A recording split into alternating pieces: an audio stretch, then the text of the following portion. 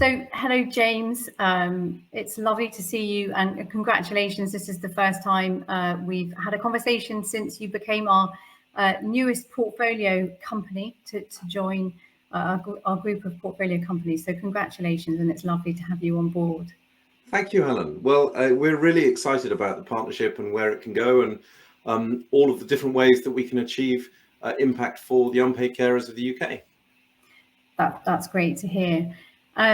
So obviously Mobilise is active in supporting carers at home, and it will be interesting to hear the type of challenges that carers are facing and how Mobilise is helping them to tackle their challenges. Yeah, absolutely. So my family had a couple of experiences of caring for one another in one way or another, and we found it really challenging to be learning things from scratch and having to navigate things on our own effectively.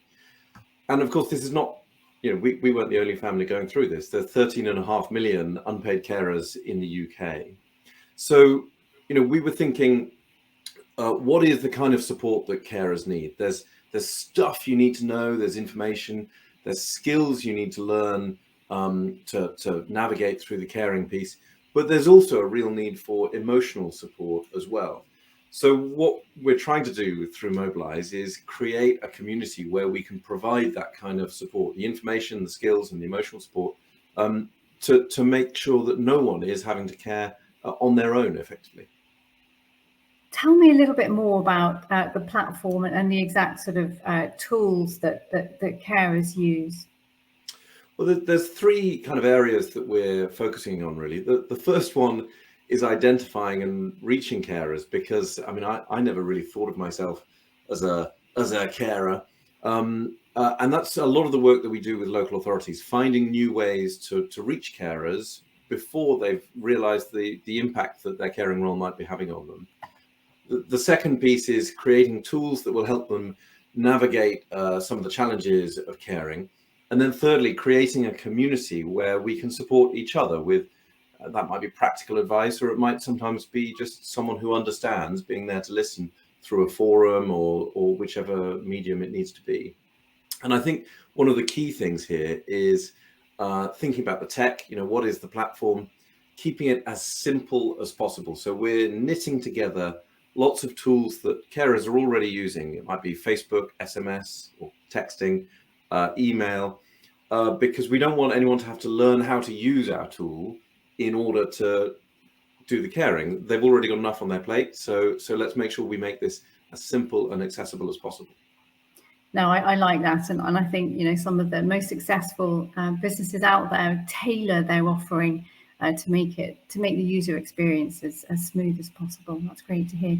Can you tell us a bit about the impact that you're seeing on your caring community? Well, we know that caring roles can easily take over your life in a way that feels out of control and has all sorts of impact that you don't really see happening. So the key thing for us is making sure that we're equipping carers to feel in control of what's happening, making decisions for themselves, and confident about what they need to be doing. And some of that might be taking some pretty key decisions about life, staying in work or giving up work, or how you structure caring to enable yourself to work. So making sure that people are supported in that moment to make that decision is a really important part of the impact that we're looking to have. Fantastic. And as I said, obviously we've made the investment in the business. What will the money that you've raised in this round enable you to do? Well, the three big priorities for us at the moment. The first is to just get things out the door, because a huge number of local authorities are looking for our help to support their carers locally.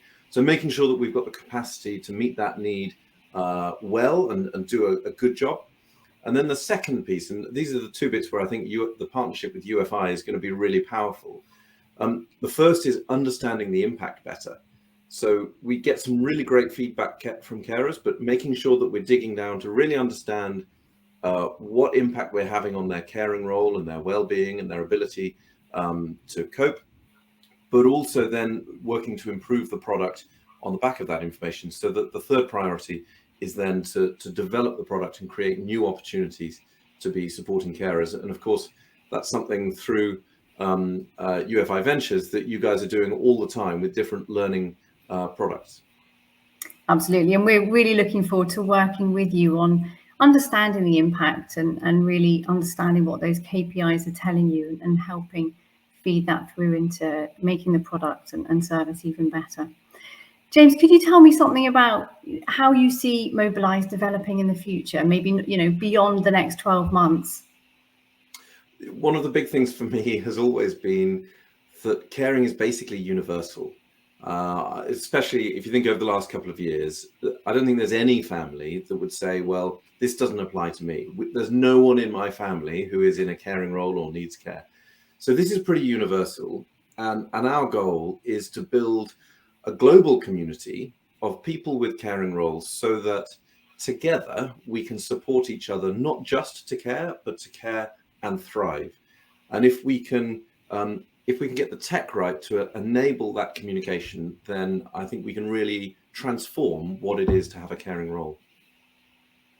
That sounds great. And it's brilliant to be part of that journey that you're on, having such a huge impact on many families, not only in the UK, but beyond. James, thank you so much for joining us today, and congratulations again. It's great to have you in the family. Thanks, Helen. It's great to be with you. Thank you.